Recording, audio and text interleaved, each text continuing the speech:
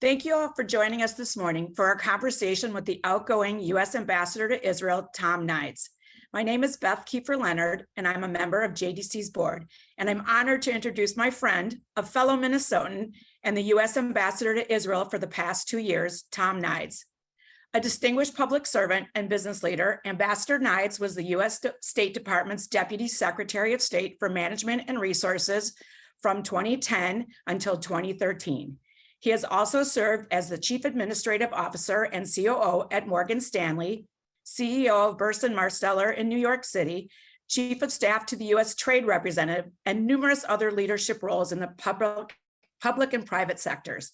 As Ambassador Nides concludes his time as Ambassador to Israel, we are fortunate to have him join JDCA to reflect on his tenure and talk about current events. As Jewish Democrats who support and advocate for a strong U.S.-Israel relationship and also have deep concerns about the future of Israel's democracy, we will look forward to a meaningful discussion with you today. And on a personal note, I just want to thank the ambassador for his generosity of time through his entire service the last 2 years, and I appreciate personally our friendship. Ambassador Nides, you have publicly announced that you will be leaving your post this summer. We'd like to thank you for your service and congratulate you on a successful 2 years, furthering and strengthening the unbreakable bond between the United States and Israel. Can you give us a little bit about why you're leaving and what achievements you are most proud of during your tenure? Well, first of all, Beth, thank you. We've had opportunity to spend a lot of time together when you're here in Israel. So I'm honored that you would find time to see me. And as a fellow Minnesotan, we got to stick together because there's not many of us. So we're the chosen frozen. So we got to be together. And I appreciate you spending time with me. Listen, I am, this has been an unbelievable honor for me. Listen, I'm a little Jewish kid from Duluth, Minnesota, as you all may know. I'm the youngest of 8 kids. I've spent my career both in the business world and the public sector. And how cool is it to be selected to be the American ambassador to Israel?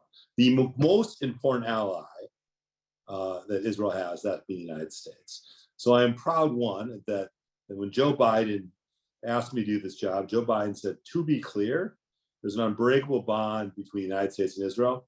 Don't break it on your watch. And given the fact that I only have 2 more weeks, I haven't broken it yet, so I think I'm in pretty good shape. Second thing is, I reflect the president. The president, when he got off the plane in his visit here last year in July, he got off the plane, he went up to the podium. It was about 1 billion degrees outside, by the way, at Ben Gurion Airport, not just to make a point. He got up and said, he looked at the camera, he says, to be clear, you do not need to be a Jew to be a Zionist, okay? That's who Joe Biden is. And that's who I have to reflect, to be honest. So what I'm the most proud of, to be honest with you, is this bilateral relationship. It continues to strengthen. Yes, it has its ups and downs, and we'll talk about all that. But the beauty of this relationship is it's enduring. It goes through ups, it goes downs, it has different, I've had 3 prime ministers since I've been here. I've had multiple defense ministers, multiple foreign ministers. It's okay. This is Israel. It's fantastic. So I from my perspective, this has been an opportunity of a lifetime. I think my lesson I've learned here is you got to be open to talk to everyone. This is a complicated place, guys. This is a democracy. People have very strong views from the very right to the very left. And I have made a very clear point that I speak to everyone. I go to everyone's communities. I went from everywhere in this country, from the north to the south, the east to the west. I spent time talking to everyone. That is what you need to do as an ambassador, because that's what you need to do when you are Israel's most important ally. So from my perspective, I'm most proud of that. Obviously, I could give you the laundry list of things I think I've accomplished, but I don't want to bore people. But I'm most proud of being the fact that I came here. I think I did a relatively decent job. At least people don't want me to leave, or at least the people who want me to leave haven't called me yet. I mean, I'm sure if I look at Twitter, they probably want me to leave, but by and large, I'm okay. Thank you, Ambassador. I'll pass it over to my fellow JDCA board member, Michelle Rosen, for the next question. Good morning, Ambassador. So glad you're with us. Thank you. In the spirit of being open to speaking to everyone, I wanted to ask the following question. So many Jewish Americans, including those of us who sit on this board, supporters and members of JDCA, have expressed concern about the judicial overhaul in Israel. According to a recent survey by the Jewish Electorate Institute, JEI, 61% of Jewish American voters believe judicial overhaul would weaken, if not undermine, Israeli democracy. Do you have a sense of where this is headed? Will some or all of it be enacted? Looking into your crystal ball, if you have one, what do you think? That's a great question. Listen, as you know, several months ago, I was asked on David Axelrod's podcast about what I thought, what my advice has been to the Prime Minister on judicial reform. This is several months ago. And the night before I did the podcast, I didn't think anyone listens to podcasts anymore. Anyway, the night before I did the podcast, I had talked to my daughter had told me she'd met this new guy, and she met him online, and she really liked him, and She really thought this was great. And I said to her, Taylor, tap the brakes, man. You just met this guy. So I had that in my mind. And so when I went to Axelrod's podcast, he asked me this question. I said, I tell the Prime Minister what I tell my daughter, tap the brakes. Let's suggest that didn't go over as well as I anticipated. But anyway, here's the deal. The President of the United States, wanted and asked for them to try to slow down and try to build some consensus. That consensus was taking place under the auspice of President Bougie Herzog, which Beth is quite close friends there, and many of you on the phone are as well. Those meetings have been taking place over the last few months. They've sort of broken down over the last couple of weeks. I don't know what's going to happen here.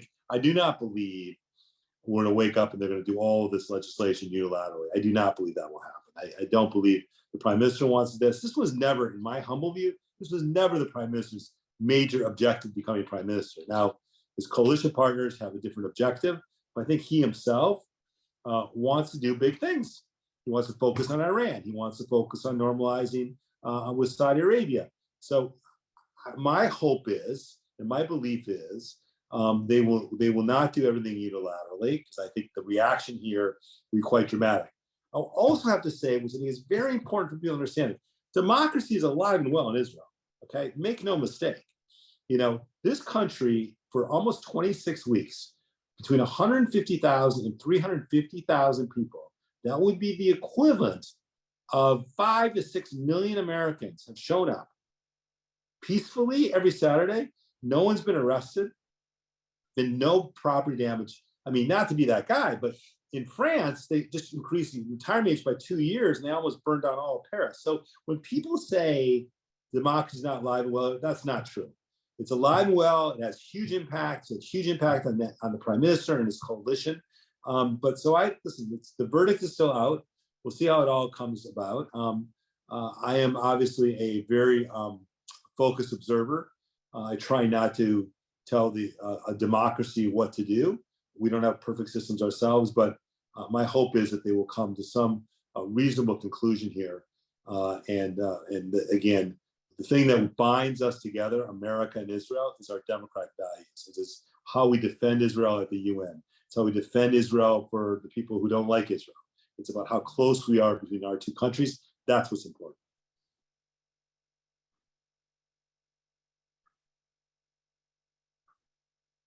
You're on mute.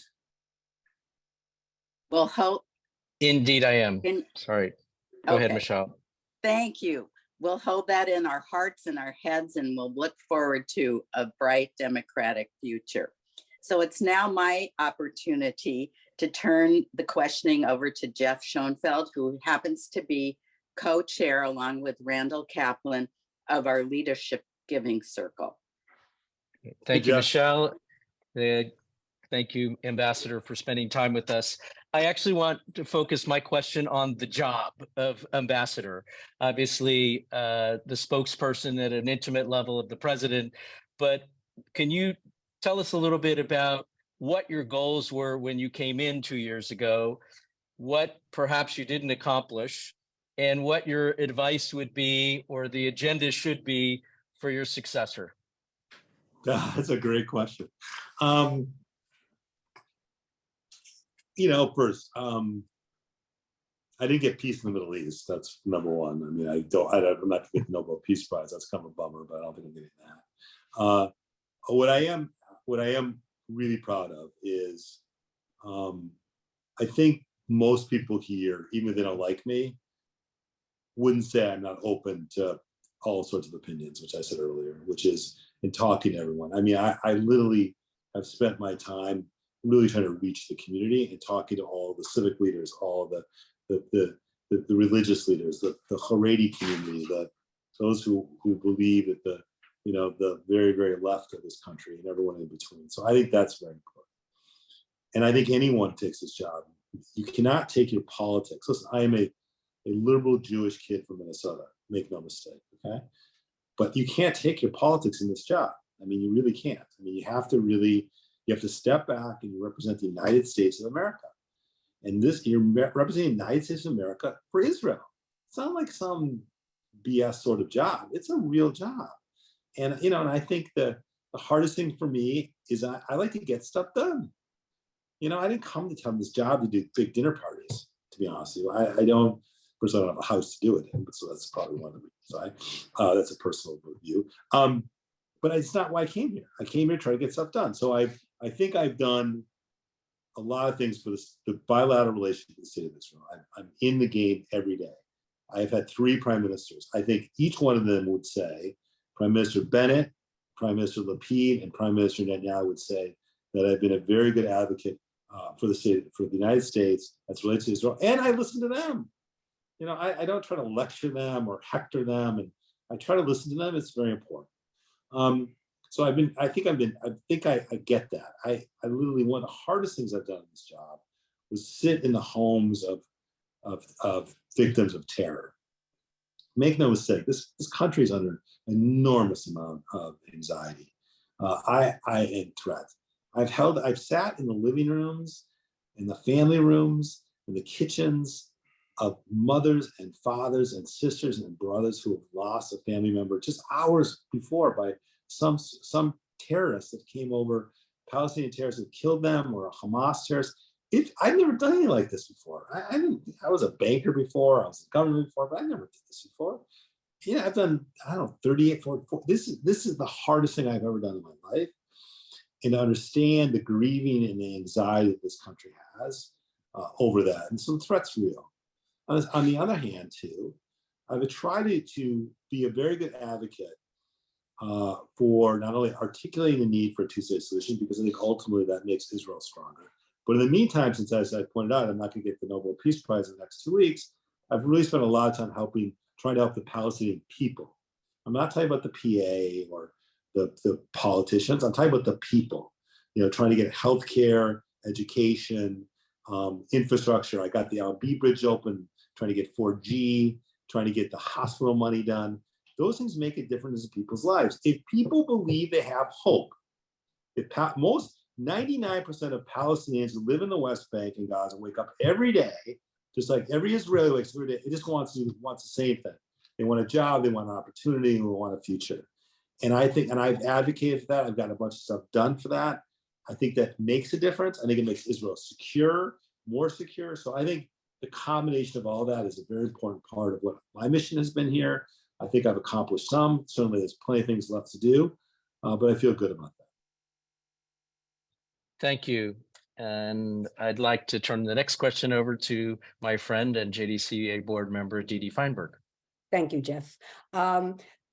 Normalization in the Middle East brought by the Abraham Accords has successfully advanced security and economic cooperation among Israel and some Arab nations. What measure has the Biden administration taken to preserve and expand the Abraham Accords? And what prospects do you think there are for future normalization with other nations, including Saudi Arabia? And I'm giving you a crystal ball to go with this. That's great. So when I first got nominated, which I think was almost 2.5 years ago, in March of 2021, there was all this rap about the President Biden not wanting to even mention the Abraham Accords, and wouldn't call it the Abraham Accords because it was started by Donald Trump, and where was the ambassador, who would be the advocate for the Abraham Accords because it wasn't done under their watch. And even at my hearing, one of my friends in the Senate, I think a Republican member of the Senate, asked, "So, sir, do you support the Abraham Accords? I said, let me be clear. I am a supporter of the Abraham Accords. Let me repeat, the Abraham Accords. I did so many times, it was kind of funny because I was trying to make a point. These accords were unbelievably helpful for the security of the state of Israel. And I give the former administration, Trump administration, credit for it. I give them credit for by creating it. I give Netanyahu credit for it. They were important. Anything that helps the security for the state of Israel, and those certainly did. And I spent, since I've been here, I've done hundreds of events on the Abraham Accords with the Bahrainians, the Moroccans, the Emiratis. It was essential for us to build upon what the former administration handed us and to make them even more substantial. So I'm all in. The President Biden is all in. In fact, arguably the whole administration embraced it, endorsed it, and was moving forward. Now, ask me about Saudi Arabia, as you did. Listen, if the president has given direction to his Secretary of State, his national security advisors, his most senior advisors, to see if there is an opportunity to begin this process of normalization with Saudi Arabia for the benefit, in many, the benefit of Israel, yes, and to the benefit of the United States as well. So at the end of the day, the president has been very clear about it. If this can get done, and it's very complicated, let's make no mistake, I can't give you a percentage, but this is not simple under any circumstances. But the president has been very clear, and quite frankly, it is the people that will benefit the most. Yes, the United States will benefit some, but it will be the state of Israel. Because ultimately, if you get normalization between Saudi Arabia and Israel, it's not just Saudis normalizing with Israel, it's much of the Muslim world. And so I think ultimately, the president is willing to expend some political capital to try to see if there's an opportunity to get this done. And if it is, it would be a hugely, hugely important thing to get done. And again, I'm not making predictions, but if you don't get in the game, and the president has indicated to his leadership he wants to get in the game, we'll see what all happens here. But it would be a game changer, no question about it.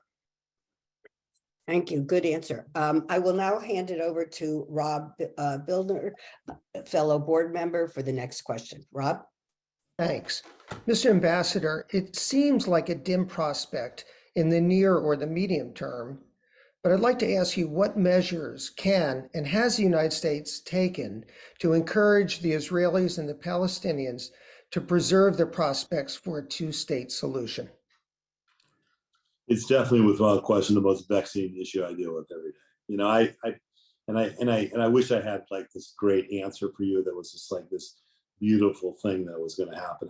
I said at my hearing a few years ago, and I've said in almost every speech, you sort of can't want peace more than the parties want peace. That's one. But in the meantime, we can keep pushing the Israelis and pushing the Palestinians. But we can't lose sight of the daily lives of people, and that is what I've been focusing on. I'll let those individuals in Washington who are really much smarter than I am figure out how we can come up with some sort of formula on, a peace process, a two-state solution process that looks different than the 6 or 7 other presidents have tried it before. But in the meantime, and I mean this with great sincerity, you got to worry about what's going on every day. Okay, under the Biden administration, this is not a promotion for the Biden administration, but I do work for them. We now are doing between $400 and $500 million of money directly to the Palestinian people, not to the PA. We can't because of the Taylor-Force Act, which is right. It's a right law to be in place because of the terrible actions of the pay to slave program. But the reality is we are probably the single largest contributor to the health and education and to the betterment of the Palestinian people, which I think is important. We are focused every day at trying to calm things down. It's not simple. Every day I'm in discussions with the Prime Minister's office, trying to get them not to do things. As you know, this wasn't always just with Netanyahu. I've also had these conversations with other prime ministers as well. So I think it is, we got to keep a vision. This administration is for a two-state solution. on the boards, 6, 7 boards, which we talked about before. That's how we've always articulated our position. But in the meantime, we have to also focus on the daily lives of the people that live there and make sure they have the opportunities that they need to live productive lives. Thank you, Mr. Ambassador. And now I'm going to turn it over to the CEO of the JDCA, Haley Seufer. Haley. Thank you so much, and thank you for your 2-year tenure as ambassador. You've had a remarkable 2 years, and we are very proud to support you and the administration. I'm going to take some of the audience questions that we've had. I'll distill them and pose them because we have a little bit of extra time. Mr. Ambassador, a lot has been said about visits, the importance of visits. And it was just announced that President Biden has invited President Herzog to visit next month.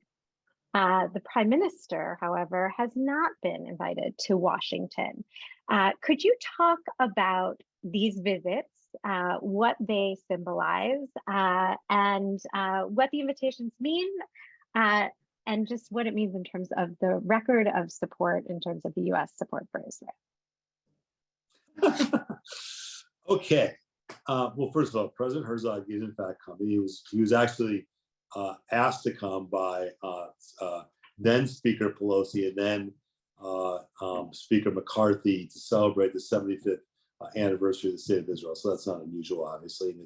He's going to speak to a joint session of Congress, which I think is very important. But the invitation obviously went from there. As everyone says, when is Bibi coming? When's Bibi coming? Bibi, the Prime Minister will come to Washington. I would bet you the Prime Minister has been in the Oval Office collectively more than any single Prime Minister combined, not just in Israel, in the world. I mean, the guy has probably been in the Oval Office more than I have been. So I'm not worried about the Prime Minister, his knowing his way around and being there. I know he will be invited. The president does the inviting. I don't do the inviting. He will come. The president has said numerous times, he and the Prime Minister are friends. They've known each other for 40 years. He's seen each other in their homes. I have no doubt that he'll be coming. I don't know when. That will be the decision of the White House. But ultimately, he'll be coming, and the president and the Prime Minister have a very, very strong relationship. Great. Another question that we've received relates to the recent visit of the Israeli Diaspora Affairs Minister to the United States. He appeared to signal some things to American Jews at the recent Celebrate Israel Day parade in New York City. What did that incident represent in terms of the way some members of the Israeli government view the diaspora and specifically American Jews? Well, first of all, I want to be clear. I actually participated both in the Jerusalem Gay Pride Parade and the Tel Aviv Gay Pride for the second year in a row. And more importantly than anything, this year, for the first time in the history of America's participation in the Tel Aviv Gay Pride, we had a float. I know it's monumental. Again, I might get an award for this, but the reality is, last year I was walking in the parade, and I said, "Whose float is that?" And they said, "That's the British float." I said, "We're a superpower. Where's our float?" They said, "Well, sir, we don't have a float." This year, we had a float. So listen, I was proud to march. I was proud to be in the parade. I can't speak for members of its government. The reality is, I deal with the Prime Minister. He's my interlocutor. I can't tell you why people say things they say. You'll have to ask them. But again, I'm very much focused on what I say and our relationships with the people who are running the government, which includes the Prime Minister. Great. We've had a few questions about polling. And a poll actually came out this morning that shows that 87% of Israelis surveyed hold a positive view of the United States. This is the highest among Israelis since Pew started conducting polling 20 years ago. It's quite remarkable. How have you seen this relationship between the people of the United States and Israel grow during your 2 years as ambassador? Do I get any credit for that? That'd be great. I should like You put this get on my credit. resume. Wow, this is great. Listen, the relationship, as I said before, is lock solid. It's a beautiful. Yeah, people complain. We're all Jews. Everyone has an opinion. I see everyone. I see every member of Congress. I bet you I have seen 300 members of Congress since I've done this job. Okay, I mean, I've had the two speakers, Pelosi and McCarthy, both have been here twice. I think Lindsey Graham's been here like 50 times. Every single Democrat or Republican I've seen. Yesterday I spoke to AIPAC. Tomorrow I'm speaking to J Street. I spoke to all the UGA people. Everyone loves this place. Do they get aggravated about it? Do they get upset about the government sometimes? Yes. But at the end of the day, this place is just think about this. Just 75 years ago. 75 years ago, this country was created. I mean, this place is a remarkable microcosm of not only a democracy, but a civil society, of a successful economic. The GDP of this country is $54,000, I think, or $56,000. It's, I think, higher than Germany.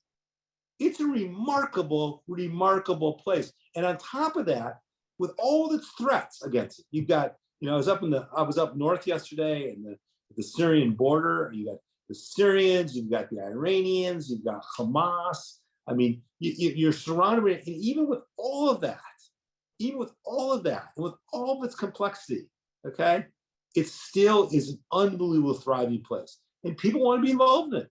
They want to have opinions about it. They want to talk about it, but they love the state of Israel for what it represents. And I think that's really important. I think we can't lose sight of it. Of course, we're gonna have bumps in the road, and we're gonna have arguments, and we're gonna have it's never a straight line. But at the end of the day, this is Israel's most important ally is the United States. And one thing I will tell you, which I've learned here in this job, which I didn't know before I took the job, everyone talks about how the United States takes care of Israel. Yeah, we are pretty good. Not only the money is irrelevant, but just the cooperation. But most importantly, it's the diaspora community and its love for this place. That's the secret sauce. That is the secret sauce. It's the love of the people who don't live in this country, who care about it, who help it, who think about it, who talk about it. Yes, and they do complain about it, which is totally fine. The worst thing for the state of Israel is that no one's talking about it anymore. That would be a problem. There's no danger of that happening. Okay, no danger whatsoever. So I think it's a remarkable place with remarkable people, and I'm thrilled about that polling information. Great. Last question, because you are departing this summer. If you could just go through, and I know that you talked at the beginning about some of those achievements that you are most proud of, but how you view this in terms of President Biden's record on Israel. If you could highlight for us how the past 2 years have exemplified this president's support of Israel, which we always say nobody has a longer or stronger record on this issue, having worked on it since he was first elected to the Senate in 1972. But what are some of those highlights that exemplify this president's support of Israel from the past 2 years? That's a great question. So I think it's important for us to understand Joe Biden's love for this place. And I said this comment about what he said about you don't have to be a Jew to be a Zionist. He's not said that once, he said it 100 times. The guy came here, it was his 10th visit here, okay? He went from the Ben Gurion Airport to Yad Vashem. Went to Yad Vashem, and he did he lit the internal light, which many of you I'm sure have done. And he turned and he walked over, and there was 3 Holocaust survivors. He got on one knee. And he sat there for almost 20 minutes, tears rolling down his face, holding the hands of the women and them telling their stories. And you cannot, this is what Joe Biden is, okay? you can't make this up, okay? And he has this love affair with this place. He cares in his kishkas, as he likes to say. He said, they're my mushbuka. He cares deeply. And one of the reasons is he's had a long history, okay? His long history. And by the way, when you have a long history with Israel, that means you've had some love affairs and you've had some quite spicy arguments, okay? But that's what Joe Biden has done. And that's the direction he's given his people. He's given his people is that, listen, we need to speak up when they do things, but be clear. He's given a very clear instruction to all of us that he expects this relation to be, ironclad. And that's exactly what he's done. And I think, and again, you have to sometimes, as someone said, look into one's soul, okay? I spent a lot of time on this topic, and he gets it. I told him he should be a Jew, because really at the end of the day, he just exudes this kind of level about, and I think part of it is how Israel was created, how, he tells the story about, how long he's had the relationships with all the leaders, all the prime ministers, Golda Meir, he talks about. So listen, there's an advantage to being a little bit more on the older side, the younger side when it comes to these relationships, because he has that in spades. So really, it's really been a philosophical issue. And obviously it goes without saying, all the things he's done on security issues, including all the stuff we've done on replenishment of the Iron Dome, the support we've given. As you probably know, on the Iran stuff, we've been very clear about Iran. We're not going to let the Iranians get to 90%. We're not going to let them get to a nuclear weapon. We've obviously, if you believe what you read in the New York Times, which of course I believe everything I read in the New York Times, there's been some bunch of joint exercises here. The relationship between our security forces, our Defense Department, and the IDF is like this, including our intelligence operations. And it's something I didn't really understand until I took this job, to be honest with you. I knew it intellectually, but until you see it, and that starts at the top. Joe Biden is the commander in chief. He just dictates how those relationships are going to stack up. So I think the relationship between how the president views Israel and how he cares about this place and the security of this place is just a remarkable accomplishment for, listen, I sleep better knowing that this president is in the White House, because I think in good times and in bad times, Joe Biden has Israel's back, and that's really important to me. Absolutely. Well, thank you so much. I will now turn it over to JDCA's board chair, Ron Klein. Thanks, Haley. And Ambassador, nice to see you. Saw you last year when I was in Israel. Good to see you again. And I'm just listening to you. I'm listening to you versus the beginning of your tenure doing that. Not that you weren't prepared and speaking straightforward, but you are in Joe Biden's image in the way you speak directly and straightforward and to the point and with heart. And it just listening to this after 2 years of doing this, I'm sure in your life, you've had 2 years that have gone quickly and 2 years that have gone slowly. Where does this fall in that bucket? Oh, I don't know.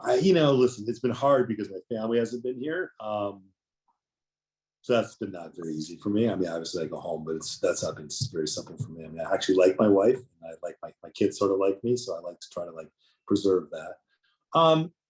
It's gone quite quickly. And I think it'll go even quicker when I leave, because then I'll think about all the great things. But this is not for the faint of heart, this job. I literally, I like to say, I work 8 days a week. Remember, the problem here in this place is that, in Shabbat, because the embassy's open, so I obviously work on Shabbat, and on Saturday, everything's going on, and on Sunday is a work day. So who cares? No one should feel sorry for me. It's a great job. Again, think about this. I'm a little kid as my bar mitzvah in Duluth, Minnesota. My father was the president of the temple, the head of the UJA. My mother was the head of the sisterhood in Hadassah. Okay, we weren't religious Jews. We were Reformed Jews from Duluth. I went on my first trip at 14 years old on a Nafti trip. Okay, and now I'm the American ambassador to Israel. Come on. So it's complicated. I want to scream at a few people every day. I try not to. But at the end of the day, this is a remarkable position. I'm honored that the president would give me the job. Okay, as you know, there's no sure shots here. You know, he gave me the job. I think I've done an okay job. But I think ultimately it's an enormous, enormous honor to be the American ambassador to the state of Israel. Well, and obviously on behalf of JDCA and behalf of all Americans, we really think you've done an outstanding job. And in a tough environment, we know ambassador jobs are in all sorts of forms around the world, and Israel is obviously a real substantive place where things are happening daily with a lot of different complicated factors as you've described, and you've really risen to the occasion. But my question, my close here will be the transition question of what you just said about the complexity and the toughness of the job. There's going to be a successor chosen at some point, man or woman. What type of advice can you give that person, the types of challenges that they will face, where there may be opportunities for success, picking up on the work that you've done? How do you see it going forward? Just try to be a decent person. I don't mean this. These jobs are, you get the title and everyone sucks up to you and it's great. But at the end of the day, just try to be a decent person. I wake up every day and I try not to be a jerk, and I try to like be open-minded. I try to meet with everyone. I mean, I don't necessarily agree with everyone, but you have to do that. And if you come here with some preconceived notion about your own ideological beliefs or something that you fundamentally believe, you know, the Israelis should do differently, or the Palestinians should do differently, or this person should, you got to check it at the box. You work for the President of the United States. Okay, you work for the United States of America. You don't work for Tom Nides or whoever my successor will be.